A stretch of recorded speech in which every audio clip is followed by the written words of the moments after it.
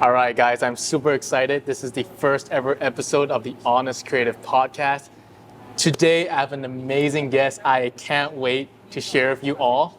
He's done everything, I think almost everything in the photography world, from Gucci to Swatch to Best Western Hotel to Firefighters even. He's done a lot, and I'm super excited to learn from him today. And the first time I met you 3 years ago in Vancouver, I think it was a turning point in my life. Wow. And I want everyone to learn about this. So today we have Ian. So thank you. Honor and a privilege. Thank you for coming all the way to Bangkok just for this podcast. A few years in the making. 100%. Well, why don't we start off by you telling me about yourself and also what got you to this creative point in your career? Yeah, man. I'm a people photographer. So, I mean, right now, I definitely identify more as a street photographer. Yeah. That's what's spending all my time doing. But everything from fashion and lifestyle photography, commercial photography is what pays the bills. That's but awesome. Yeah, definitely everything around people. Yeah, and could you kind of tell us about how we first met in Vancouver and what were you doing back in Vancouver, perhaps maybe even before you started this photography thing? Yeah, dog. It was like we met, I want to say it was like winter 2021 or 2022. Yeah. That was a big turning point in my career as well. I think my website had just started ranking on Google. Damn, okay. And what happened was I got reached out to by White Claw to go shoot a music festival for them. Yeah. And I needed a video person, I needed a team, and I remember posting, and you were someone that replied.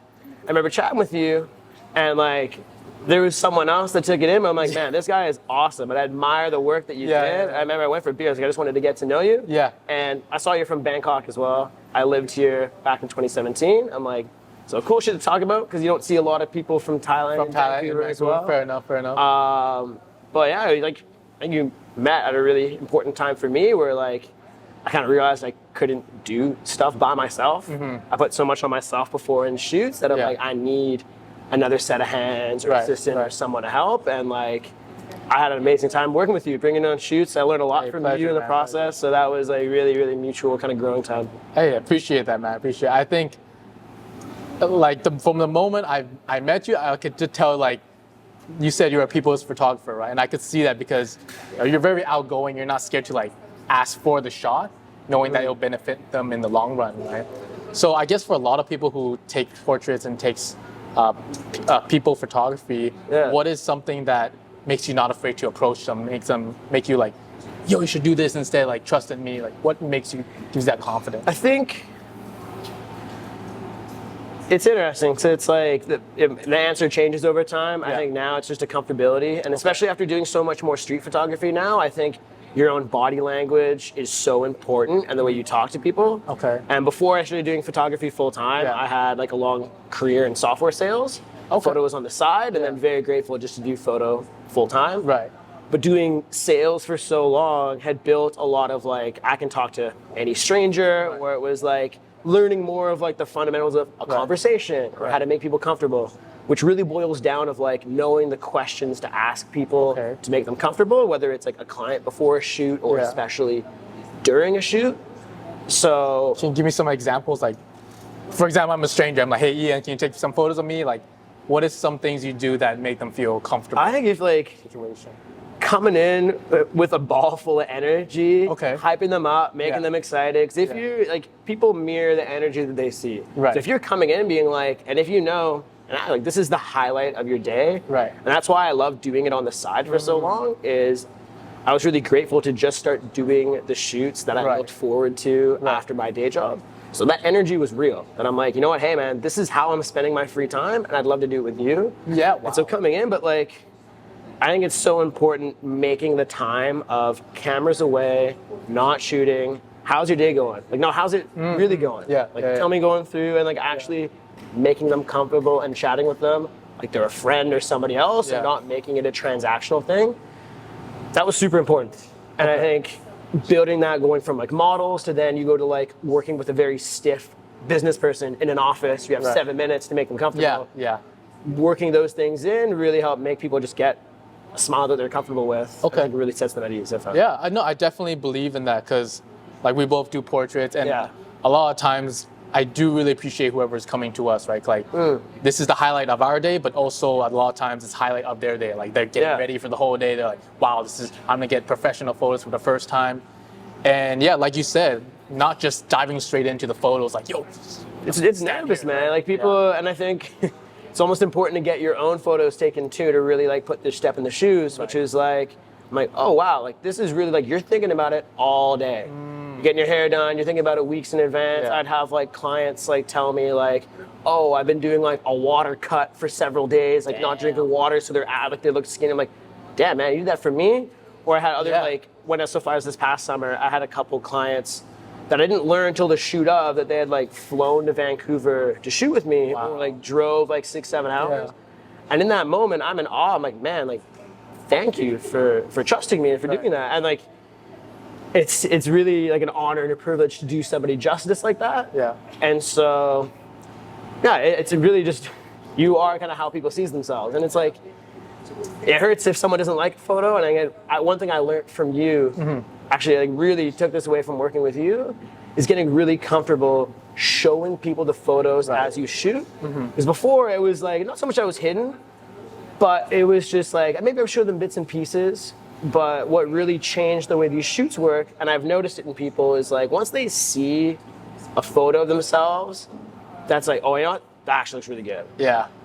Everything changes. They get, okay, we're speaking the same language. It's kind of like you get a barber and they give you a little bit, like, that look good? Yeah, man. And then you can like close your eyes. Literally, dude, that's a nice one. I like that. Because in the barber, they kind of show you sometimes like, oh shit, like it doesn't look that good. You're like, okay, you're still like very alert. But if it's like a good cut, you're like, oh, thank God. And then just let them do their thing, It's huge, man. So it's like, communication, making people comfortable. And so much of that is just done even before you shoot. So I make a point of like, get on a Zoom call with every client. Get on a phone call. But like treat that like you're catching up with a friend.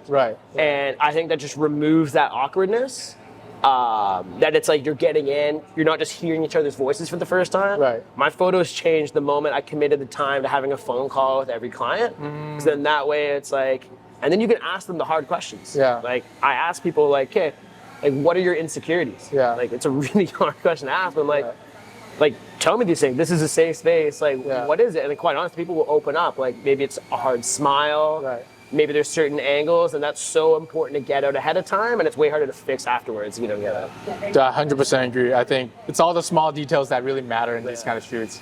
I guess what really intrigues me, most importantly about you, is your diversity in photography. Like you've done fashion shoots, you've done documentary shoots, you've done shoots for the museum, like the Chinese Heritage Museum thing. You shot for Firefighters, like in an era where everyone's so inclined on niching down, being like, you gotta only do one thing, focus on things for the entire life, then people will notice you. But you seem to be able to do a lot of things in different aspects. Like what makes you think that I'm not confined to just one niche? It's a good question. I think I was definitely even broader before, because like, especially when I started doing like a photography business during university, what I made time for were the things that paid money. And I think very early on, everyone is so anxious for validation. And that validation is like, oh, if someone pays me money to do something, that must mean I'm good at it. So I had a whole career doing weddings for a while, which is like really fun if you're extroverted. But it wasn't, I didn't look forward to it. I looked forward to the money, but I didn't like, oh, I can't wait to spend my Saturday doing this. And then I really had a hard evaluation of like, what do I look forward to? And it was always working, usually individually with someone or in some realm of directing or being involved. So whether that's directing a model or honestly, I really enjoy shooting with people who aren't models, making them feel good. Just because it's like, it's a real thing. Like they're a lot more malleable. And a lot of those things of like having conversations and stuff, making people comfortable. And there's other kind of like tricks that I've developed that like put people at ease for like getting like an organic smile and stuff like that. The nice thing is a lot of the photography opportunities out there, they oftentimes aren't going to be models. It'll be the average Joe that might need something for an editorial or a business.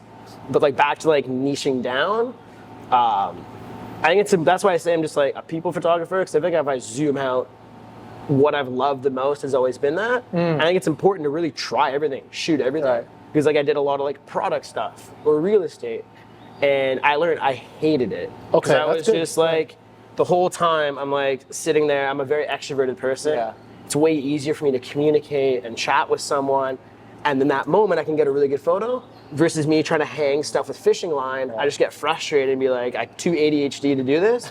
But there's a lot of other people that love that. Right. Like for food photos or other stuff, like they're so good at that. Right. And like that's awesome. They get excited for the weddings, they get excited for that. I've never been like that. Okay. It's always been session-based things Right. or being around kind of like other energies.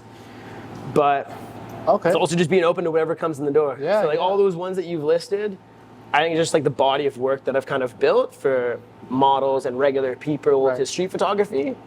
It all lends itself to candid-based, people comfortable images that they don't know that a camera's there, but it's capturing them in their light. Okay. Most people who go through and see those lines of work can kind of put two and two together of like, hey, this would be great for this documentary scenario, Right. or creating this like abstract concept. I love it. I love that. I think one thing that stuck with me with what you just said right now is it's anything with people in it, right? Like, not like product photography. You're like you don't mess with that because it's very boring. If someone's holding it, that's cool because at least it's Yeah. like it's like authentic and Right, stuff. right. But like, there's some people who are just so good at still lives, and like I'll get anxious on Instagram because I'm like, if I'll see like an agency I'm trying to get to know, they just signed a new artist that makes these incredible looking like beauty campaign things. I'm like, man, I could never make something like that. But then I keep scrolling and I see street photography images and stuff, and I'm like, that actually makes me feel more emotion than the other one. Okay. All right, I'm still at the nut door. Don't second guess yourself. Yeah. So it's tough, but just be open. But Yeah. I think it's really important to trust in yourself, right? Because you said you were scrolling and you see people doing like I guess more skillful art or art that you're not really used to, and it kind of makes you feel like shoot, like should I be doing that instead to get noticed? But in reality, it's more about like trusting your art and trusting that the right people will find you, right?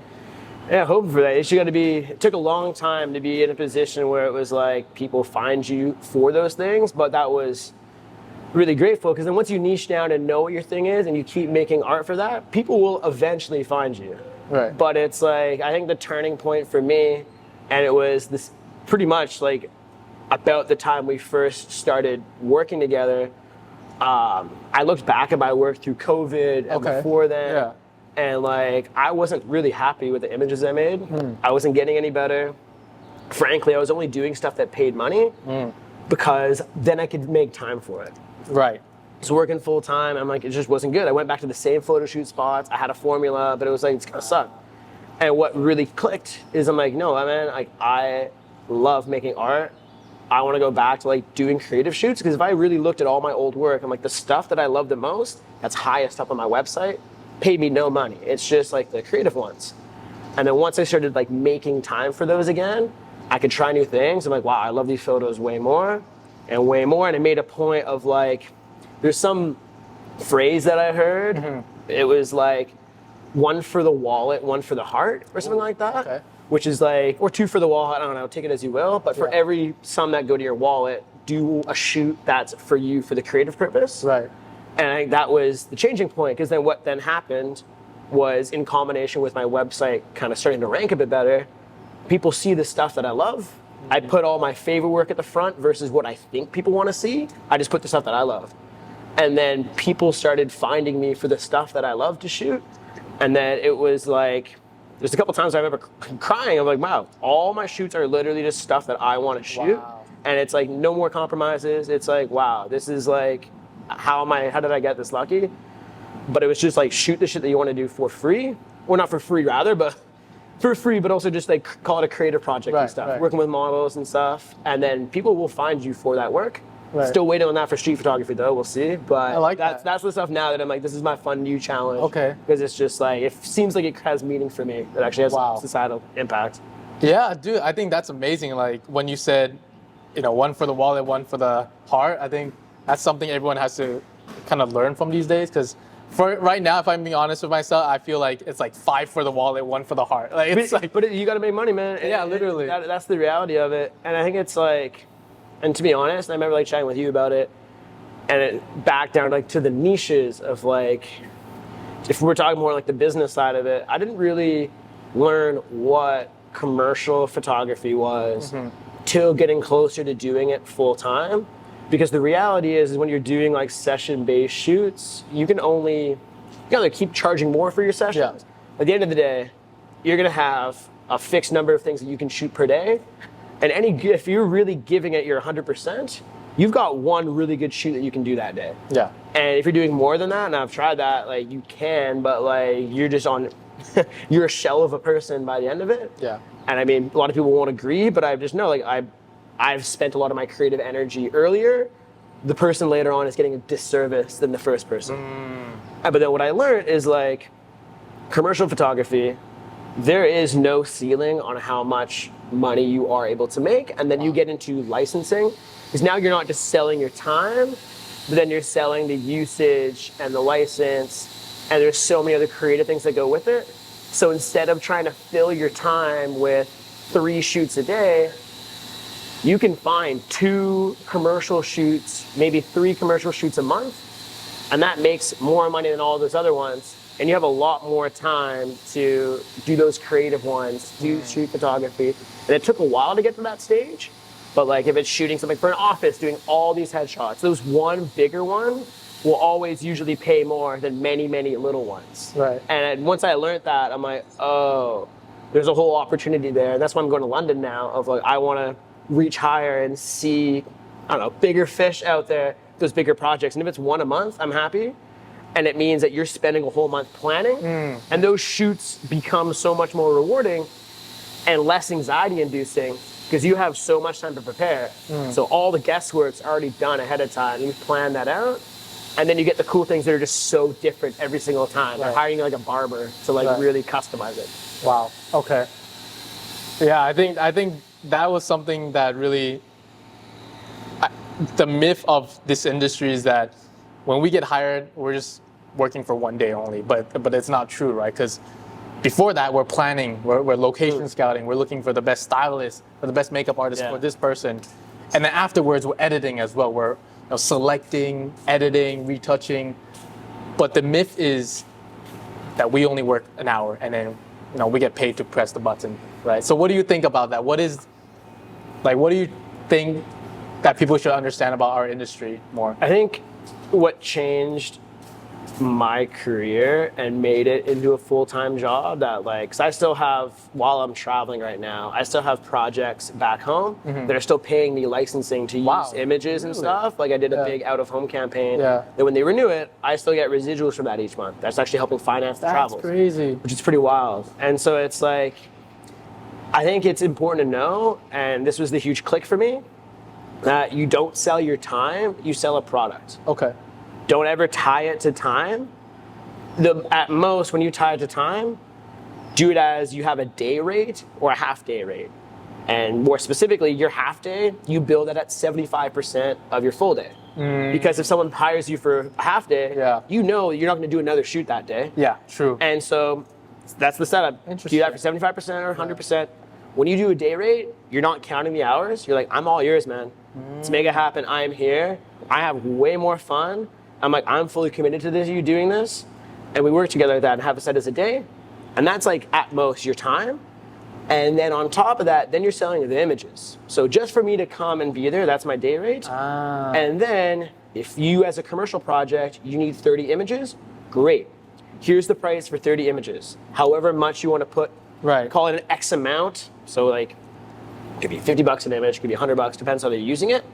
But it's like, great, the images that you get are a separate line item on that estimate. Okay. And if you want more, great, here's the price per additional image. But then I let the clients pick, like here is like a watermarked catalog to select your favorites, select your favorite 30. You like more? Great, you have the option to select more. Okay. But especially in commercial ones, like you're able to like customize and give them exactly what they're looking for. And then you add your assistant, then you add your equipment if you're licensing it. If you got a studio cost, or even if you've got your own studio, you can build your own studio in there, your other stuff. There's a lot of like, that was the game changer of learning how to make an estimate, but also at that stage, it's not about time anymore. It's about this is the project. And once I started breaking it down as an estimate, the conversion rate of people saying yes went through the roof, because it's like, wow, this guy knows where all that money is going. It's not just here's my flat rate. Yeah. Like, no, this is how this is all going to be spent and used and itemized out. Yeah. And that completely changed my career. And I found myself, frankly, charging 2-3x or more for the same projects, but because it's clearly laid out in a way that made sense for them. I see. Well, wow, that seems like transparency. The idea of transparency is really what brings that trust with you and the client, right? They know that you're not kind of just milking them or whatnot, but you're actually using it to help them. Well, that's the thing. And it's like, I spend the time like, hey, let's make this beautiful estimate. Yeah. Give me some time. Like, clients have like, hey, fire them with a ton of questions. Right. 'Cause that's back to the sales stuff of like, clients are never going to get mad at you for asking questions. Okay. They're going to be real skeptical of you if you're going to send your pricing in this first or second email. You want to send it farther deep, because if you've asked really specific questions, where are we meeting? Do you have a permit for this location? Where are the models sourcing? Like, are you looking for looks? And especially asking for a lookbook, things like that. Like, it's really important to know. Can imagine back to like the barber thing. If your barber just starts cutting your hair, you're going to be really worried. Yeah. But if you're asking the questions like, hey, let's sit down, let's look at some pictures together. Like, hey, like, what do you see in this? Like, what's a good image to you, for instance? People love that. They're like, okay. So if you're the last one to give the estimate, they'll let you know if they've got a timeline. But if you're the last one, that means like, man, this person actually really cares. Yeah. And then once you give them that estimate that you've made, that's like line itemed out. Yeah. They're like, wow, okay, this is really thought out and put together. It's also really easy for them to say, yes, let's get started. So you got what your deposit is, your terms in there. But that changed everything.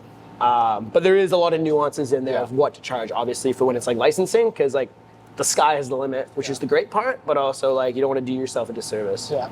No, I definitely agree, because a lot of times I see a lot of photographers, like when someone asks like, yo, what's your price? And they just said like, boom. I'm like, bro, don't do that, because like they could really be asking for a lot and you're just giving your numbers out there. So you never want to be, and that was the thing, and I found myself when I did so many like individual shoots, is I found myself tying it to time. Yeah. I found myself feeling like I'm shortchanging myself, like, oh my God, this is running 45 minutes late, like, oh, like I could be doing this, and you're really measuring it by time. But like on my website, I put my starting prices for my individual shoots. Okay. Just because it's like, hey, we're on the same page. This is investment. So by the time they reach out, they're bought in to a certain degree. I see. But the way I communicate this to all my clients, it's like, hey, like, I'm not, it's like soccer match where I'm let the time run out if we're having a good time or shooting pictures. Yeah. But I want to charge enough that I don't feel like I'm going to shortchange myself if we run an hour late, a couple hours. In my head, it's half day, full day, or something like that. So I see. Yeah, and it becomes way more fun that way for you when you remove time. Yeah. Your client really respects that, because then it's like, it's not just a number or a time thing. It's like, no, man, like, we're spending the day together, whatever that means, in whatever context. So that's made it a lot more fun for me, for sure. Yeah, I think that's great. I think the idea of just not letting that constrain you, like, you know, whether it's like how many hours you have to stay or whatnot, you're just like half a full day, you're all mine. I think that's great. Actually, I'm very curious about your licensing, because I know not many photographers do that licensing thing. But curious how you. It's a commercial thing, and which is like, again, that really clicked for me when I'm like, oh, because usually up until this point, if you're just doing client shoots, your money is your time. You'd say, hey, this is my package. Hey, this is it. Right. You're still charging that, but now you get this beautiful other line item called image usage and licensing. Wow. And you can ask your client, where are these images going? Okay. And then to understand that, then the sky's the limit. Because it could be, if it's just, you can tell them like, hey, it's just for web and social, which it probably usually is. Yeah. But then like, hey, are you going to be printing these? Because if you print them, that is a physical thing that's going to exist forever in perpetuity. Like, for instance, like I have some photos that I did for a couple fashion companies, and they're hung in giant displays in malls in Hong Kong and stuff like that right now. And it's been over a year. And I'm like, I see them on there still. I'm like, man, this has been up there for a while. But it's also like, we didn't agree to this. And then you can go and follow up saying, hey, as per our agreement, we were set up for this. And it is an opportunity for more compensation. Because if you write these items out, like, okay, that's back to I'm going to give you exactly what you need and asking for. If you need it for web licensing, great. Here's the price for image. If it's like a fashion image, what was a really good feedback that I learned for any like fashion photographers listening is like, I love fashion photography. It's the most fun. but there's a lot of turnover in those images in the sense of like you've got a new fashion season and catalog every year. So usually those photos aren't going to get used again after that season. So you can charge, probably it's going to charge you less per photo for a fashion one because they just need more and more photos. So you can be a bit more liberal like that. But if they're using it for out-of-home marketing, which is like anything outside of the store or whatever, then like there's a lot of eyes that are going to be seeing these big banners if it's on a bus or something like that. But like when I started doing it full time, I got introduced to this producer, this whole world of photography producers. And what this producer did for me is like, her name is Lisa. She's Lisa Callback. She's an absolute angel. Originally I just paid and had a consultation with her. I'm like, hey, she taught me everything I've just regurgitated about estimates. So I'm like, wow, I didn't know any of this. Right. But she's saying it's like, yeah, the sky is the limit. But there's a lot of producers out there that what like the relationship I had with Lisa is especially these more nuanced ones. It's like, hey, here's like the firefighter one, for instance, that I did. They want to put this in a calendar that there's going to be over 30,000 of these calendars distributed around the world. What? And it's going to be on their website. Yeah. And it's going to be distributed in these ways. Yeah, how the hell do you charge for that? And that's why there are these producers that exist that are freelance producers that will tell you because they know the industry. Quite honestly, they're usually very farther on in their career. Right. And a lot of times they'll pick a number for you. Like, this is what it's going to cost. And these producers will take often 10% or so of that estimate if the client takes it. But more often than not, that 10% is far less than probably what you were going to think of charging them well before that. Damn. So you're making a heck of a lot more. Yeah. They're getting a little bit for that work that they've done. And oftentimes for higher, bigger projects, they'll join you on set. They're going to help with the team. So there's a whole world of producers out there, and you don't have to do this on your own. Right. But that changed the game for me. I'm like, oh, this is how to be a business and offer a business service in the same way that, like, if you're trying to hire, I don't know, a commercial mechanic or something, you're gonna get that same estimate. Those are the kind of people that you're marketing and talking with. So that was like a huge pivotal thing in my career, and that's someone I'm gonna look for when I go to London to learn what that's like in London versus in Canada. Wow. Okay.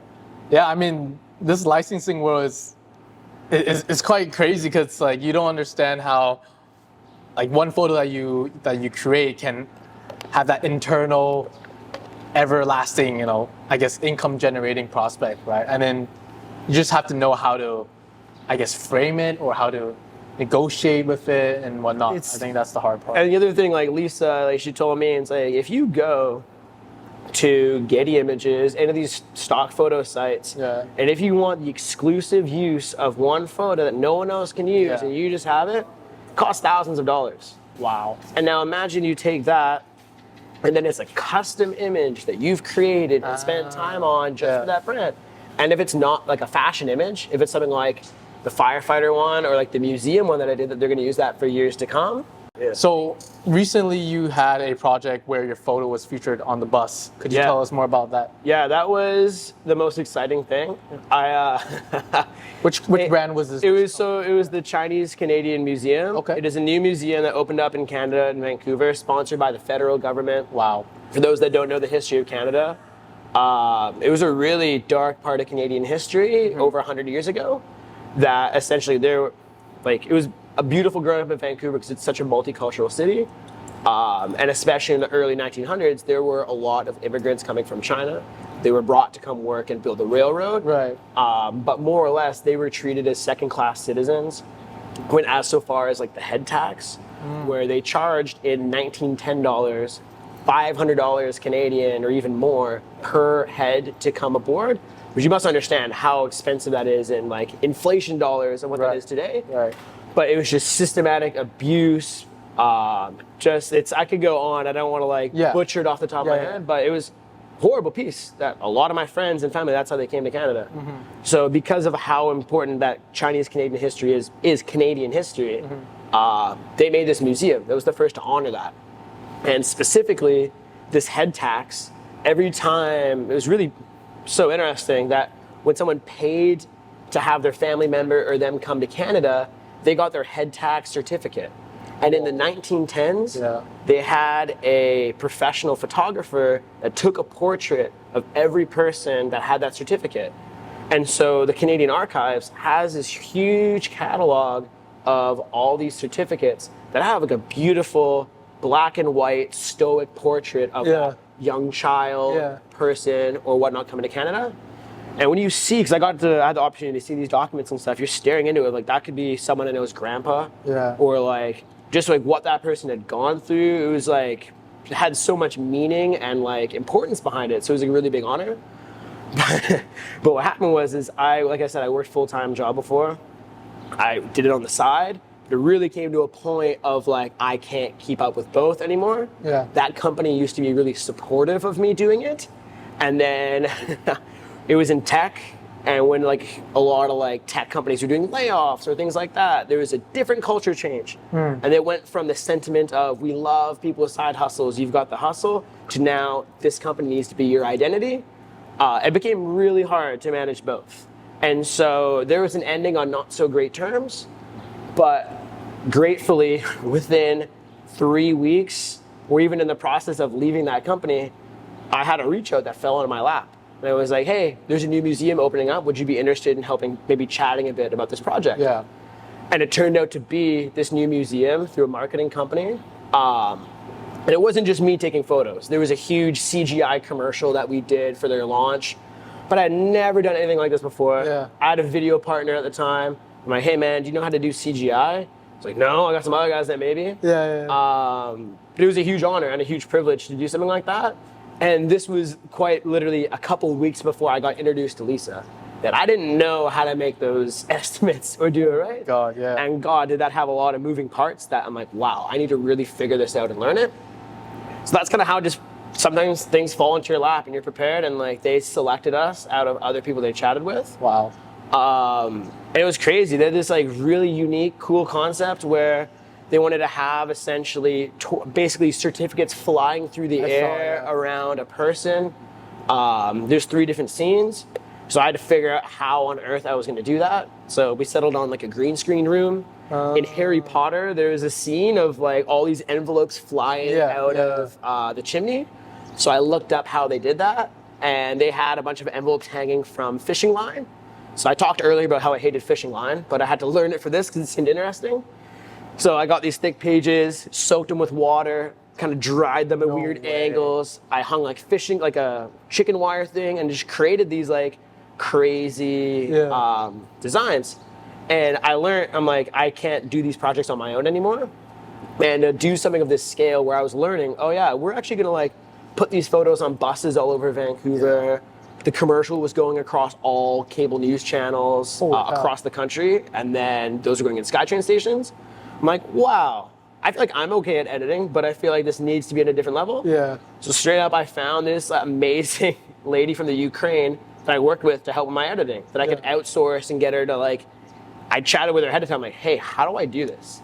So she really helped me. I paid her, I'm like, hey, let's work together on this. I'm better at the shooting part, you're better at sticking it together. She's like, all right, well, once you've got this contraption, take a bunch of different photos of it around the room at different angles, and I can cut it out at different angles, keep the light in the same spot. I'm like, sweet. So I built this plan, so when it came to the shooting day, I'd already figured this all out already, which had been quite helpful, except for it was a pain in the ass trying to bring this contraption to the studio. How big was it, dude? Took up the whole back of my like little sedan. But a lot of the pages fell off, so I was panicking, trying to like hang it back up when I got there. So we had these 3 actors come in. But it was a really unique circumstance. But honestly, like I said, it came a few weeks after like parting ways of that last company. That's crazy. And a month later, those things went public. It was a really fast project. And I must say that felt like the biggest middle finger F you to then post that of like the biggest thing of my career of being, and frankly, like a way that I can give back to Canada and feel involved. It felt really good to feel like, wow, that was a really validating moment. And to be honest, I spent like a week, it's a fun week of just chasing buses, spending like trying to hunt and snipe buses in Vancouver, because there was like a handful. I was trying to find them just so I could have and remember and keep them. But that really did help steamroll into like the next gig and then the next gig, because then once it's like, oh man, I can do that. There was a lot more reception of it. So that was like, I mean, God bless the marketing company, Hamasaki Wong, and the museum for trusting me and the rest of that team. So it's like, wow, that built a lot of confidence. And I'm like, oh, I can really do this thing full time. Wow. But it got me thinking about licensing. I'm like, okay. It's like, yeah, they only bought that image for 2 months. And then later on, then there's the conversation more of adding more months and adding more months. So when it comes to things in that scale, it's not even talking about years. It's like, no, that can be on a poster for a month or an X number of months. So it's, yeah, that was a really, really exciting opportunity and stuff too. And then like, hopefully more to come in London. Wow. But yeah. Damn. Well, I mean, I know everyone takes buses, everyone takes public transport. I don't think they ever care to consider like who took the photos that are on the billboard. No, I'm a nameless person in there too, but I posted on it, and like, again, couldn't be more grateful that like I have my old photo teacher. Yeah. He's like, I saw your bus today, or saw other people. Crazy. People I haven't talked to in years, and like, hey, I'm on the bus that has it right now, and just pictures, and that was super validating. I was at a loss for words for that. It was like an I made it moment. But I'm also like, when I was hunting buses, I'm like, wow, there's a lot of these bus ads everywhere out there. Every bus has got one. I'm like, wow, there's a huge market for these photos out there. Someone's got to shoot them. They usually happen in like the hubs, like New York and the Londons of the world. A lot of the stuff in places like Vancouver, those big commercial projects, they are oftentimes for government agencies. So it'll be like the hospital. It'll be for political parties or which are very high impactful. But I want to go more in the private space of like a Nike or do something cool where I'm like, wow, there's like a bit more of like a movement and different art things like that. But that changed my life. Wow. It was, and that was my one project I did for the entire month of April. Holy cow. And it was really cool because like I could just go to bed thinking about how I'm going to do this every night. And that was like a really, really fun rush. So. Wow, I guess the beauty of this project is in many ways, like first and foremost for me, it's like, it's not just in the online space. It's like physical, you can touch your photo, right? Like, that's crazy. That's the first thing that really stood out to me. Second is, I guess, the caliber. Like, you had to create this contraption, bring multiple CGI people, like editors. So it's really like a huge one project for that month. And every day you're just thinking about that, nailing that shoot. Yeah. And I mean, I don't know, I just kind of figured it out as I went. Yeah. And like, I feel like for everything that I know so far, I've just messed up enough times that I know what not to do. And then for most things in life, that gets you to a certain stage, but it's just the blind leading the blind. So again, glad those guys trusted me. Right. Hopefully I can pull it off again or see what happens. But yeah, here we are, and now we're... That's crazy, man. I mean, I've never met anyone who like shot an ad for like a bus or like for a billboard, so you're probably the first one that Thanks, man. I know. And that's the thing, right? Of like, that literally just showed up as an email one day. And me and my other buddy, like we didn't, is this a real thing? We were so skeptical. And then they started emailing us, like, okay, well, here's the schedule, here's some of the actors. I'm like, wait. Wow. So like, they were like inviting us to like come, like, yeah, so at the meeting, we're gonna do this. I'm like, wait, so did we get the project? Like, well, we wouldn't be inviting you for a meeting if you didn't get the project. I'm like, all right, I guess we're doing this. So we were just so skeptical the whole way until like, all right, I guess we're doing this now. Yeah. So it was cool, man. Now it's just chasing the dragon. I'm like, okay, I like that. And it's cool to have that impact and like why I'm like, okay, commercial photography isn't just doing like a headshot for a business and stuff. Oh, this can have such a meaning behind it. I like that. And to hear from other friends that had family members that essentially were affected by what the history of Canada and the Chinese. It was really cool of like, they've like, friend's mom went to the museum 4 times for all of her friends because it meant so much to them. I'm like, oh, this is like a real thing with real people. And it's not just like a gimmicky Instagram post. It's like, no, this is something that's like history. So I was super honored to. But yeah, damn, talk about making an impact. That's definitely one way to do it. I think more than ever right now, I think to stand out from the crowd, like in a bunch of photographers, is to create photos that make impacts, right? Not just on like selling stuff, like commercial stuff, but actually like when people see that photo, they can relate to that emotionally and like you really captured it for them. I think it's beautiful. Yeah. It is. Yeah. I mean, I asked for their feedback too of like, how did you guys find me? Like, why did you do it and stuff like that too? And they really liked. They told me they enjoyed the authenticity piece of like sharing your story. Everything changed too when I went from having like my profile picture of Instagram from a logo to being a big picture of me, stuff like that. Because people want a person that they can trust. Right. And I don't think when it comes to having a photo business that I'll go to a point where I contract it out to other people and I'm up above. Like I always be, I think when it comes to photo, be that service provider and be involved in there. But I think it's like that trust of like being an authentic person. And they appreciate that we got on multiple different calls. We're like, okay, if we're gonna do this, there's a lot we need to understand how this is going to go. And I guess other people that I tried it with didn't take those steps. And that just seemed normal to me at that stage. But it just came from not doing it enough times to like, okay, let's do this right when that opportunity falls in your lap. So you literally never know when that's gonna happen. It just falls in your lap sometimes. It's always like that. It's just like one email can change your life, one call or anything. Yeah, man, that's awesome.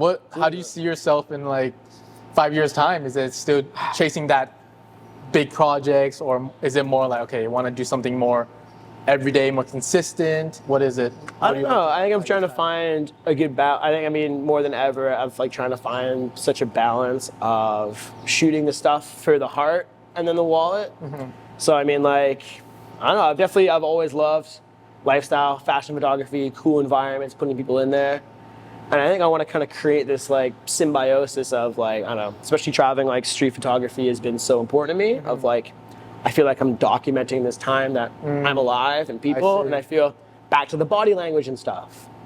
There's a huge place for candid photos and moments and documenting time. And like, I feel that that work has so much purpose. So I'm excited to go to a city with a density like London to keep carrying it there. And like, so in 5 years, I mean, I see myself hopefully doing more bus things or hopefully doing more commercial projects. But honest, I really want to hone down my pitches because I'm going to a place now where I was lucky in Vancouver to have had my website up for 8-9 years since I was like 18 or 19 to then start getting it ranked. So now I'm going somewhere where I know nobody. So making new relationships and friends and creating a community. But I had to do a lot more outbound reach outs. So I got to hone in and like hopefully have a roster of clients. To get there, there's going to be a lot more pitches, a lot more reaching out, raising my hand, saying, hey, I'd love to partner on something. So a lot of learning's going to come there. But I think I see myself wandering around, taking street photos. Hopefully YouTube and making videos and stuff too is a new thing for me. But hopefully at that stage, it creates a really cool outlet for street photography because there's not a lot of commercial viability there. But the heart piece, it's like it's so meaningful that it's great having another reason to keep you out there going and doing it. But I don't know. I got to figure out the next 6 months first. No worries. I know you're still on your travels, enjoying like the world, seeing different things, and especially through your setup. Could you explain a little bit about your setup here? Yeah, when I was saying to you before we started, I like loving fashion photos and stuff, and I always added to my portfolio with those because okay, great, it's for the heart, but also it applies to getting clients and stuff because you could use it. And coming into me now traveling for 8 months, going from place to place, I thought I'd be meeting up with models, creating shoots everywhere I went, setting up these opportunities. And I did that for a couple, and I was like, wow, this is super stressful. But I love the results that shoots with a stylist, a makeup artist, models, agencies, all that together. I love the results it creates. But I wouldn't necessarily call that relaxing, like you're reading a book in bed or something like that. But that kind of like the reading feeling, I get that wandering around taking street photos. And so I had one shoot that kind of fell apart in Brisbane where it was outside of my control. I had somebody bail and it all kind of fell apart. And then that day, I'm like, I don't want to waste the day. I'm going to go and take some street photos. And I got some of my favorite street photos on that entire Australia trip. And I'm like, wow, you know what? I can do this until I'm 90 years old and go out and do it. It's so therapeutic. How can I really push myself to kind of create a platform for it or a way that like really gives me purpose and external accountability into pushing myself for it? So I thought about, when we chatted about video and YouTube, I mean, I've only ever done stills. Like video has never really interested me, at least doing it for clients. I just love still images. I love just, that's how I see things. But I thought about like, wow, what if I documented just the things that I'm already doing? And I've thought of the idea of just putting a camera on top of my camera, documenting that, because how I plan for my travels is I watch 4K walking tour videos while falling asleep. Interesting. I'm like, I want to see what the streets look like when I go to a place. I want to see what the culture's like. What are the sidewalks like? Is it dense? Like, that's how I travel and honestly fall asleep as I put those walking tour videos on. So how can I make something like that for other photographers that are looking for those things, but also has the juxtaposition of like what the photos look like, right, what are looking for. So there's a bit of that therapy in there. So I had the idea of like, all right, well, let's get a little camera while I'm in Australia before I go to more rural areas and get some gear. And then gratefully played around with it for a couple cities, and now I have a setup that works really well that I don't think, this is a pretty big camera, so people might see it and spoil the moment, but I keep it pretty low. But I found it's like, doesn't change the way that I shoot. I can still, doesn't change any other time outside of my day. But it's created a really cool way that it creates videos that even I want to go back for. So if I'm just making POV street photography videos in cool cities just for me, I'm happy. I love that. It lets me really analyze my work, Yeah. really get better at it. But it's created a cool platform. So this is how I've been spending literally the last 8 months, and a lot more cool videos to come of sticking those in. But I don't know. Yeah. I'll go back to reality when I go to London. I'll like having to do other portrait and client stuff again. No, I bet. Can't just be a recluse bookmaker. I like that. I like that you're always like trying to spice things up, trying to find new ways, even though it's like the same camera, but you're finding different ways to work with it. And I think that's awesome. So just some lasting thoughts. Is there anything you would tell the audience or something that you would tell your younger self about this career that you're in? Yeah, and I think kind of like what I mentioned before during COVID, where I don't know, wasn't happy with the stuff that I was making, and I learned that later on. I just wish I knew earlier on. It's like double down on doing stuff for the heart and not just the wallet. And I think that it's like the stuff I've always been the most excited about. Even with like the street photos now, it's like there's so many photographers out there, and it's like we talked about one of my favorite photographers, like Greg Girard. Yeah. He's like very renowned in Canada for the work that he's done. It's incredible. But when he was taking photos for a better part of 30 years, he didn't think anyone was ever going to see those photos. He took it for himself, and then 30-odd years later, those have big societal relevance. So it's like, wow, you've really documented the time. So even the photos I'm taking now, I'm like, these are for me right now. If other people like them, that really excites me. But maybe it's going to be a book in 30, 40 years. I'm shooting for 30 years in the future, where it's like, wow, it's cool to see what things have looked like in the past. Right. So that's like really kind of bring like a purpose for me. Okay. But yeah, it was shooting from the heart and shoot everything as well. Take a picture. You don't have to worry about filling up memory cards or stuff like that. And then like find and try out all those different things. But yeah, just do stuff that makes you happy, because it's like nothing makes you more sad than like photography becomes a job and then you're just doing things that pay the bills. Yeah. It's sad to see for folks if it's just like you don't have any energy at the end of the day. So that's the reason why I got into it. But yeah, shoot for the heart and shoot for yourself. Don't let Instagram. Don't shoot for other people, because that took forever. And I wish I just happiest I've ever been now shooting for me. Well, that's beautiful, man. Thank you for saying that. I think sometimes I also need to hear it from other people, because a lot of times I tell myself, but like what I'm doing is not in correlation with what I tell myself. But hearing you say that makes me feel like, okay, he's also on this journey, I'm also on this journey. Everyone's on kind of like the same but different journey. Everyone's got anxiety, everyone's got self-consciousness. And so it's like, it's tough, man. And like, honestly, if you just schedule your Instagram posts and you let it go, then that way you're not scrolling, you're not worried about seeing other stuff, because it gives me a lot of anxiety, man. So it's like, it's tough sometimes. So if you shoot for yourself, whether it's the video, whether it's the photo, you're always going to be happy, and if other people like it, sweet. Yeah. The reality is, if you make good stuff, people will find it. It took me 8-9 years for someone to find that site and drop those things on your lap. So just do stuff with that super long timeline, and then understand that many people will come and go in that period to be left standing, and you'll be left standing pretty happy because you're just doing it for you. Thank you, man. Thank you so much for not just being here and talking to me in this realm of podcast world or whatnot, but also thank you for being such a mentor and such a friend, and Thanks, bro. everything, man. Honestly, Dude, appreciate it. This has been therapeutic chatting about it as well. Thank you so much, man. Really appreciate it. Dude, thanks, dog. All right, that's it. Wow. Cheers. Cheers, dude. Okay, we're good.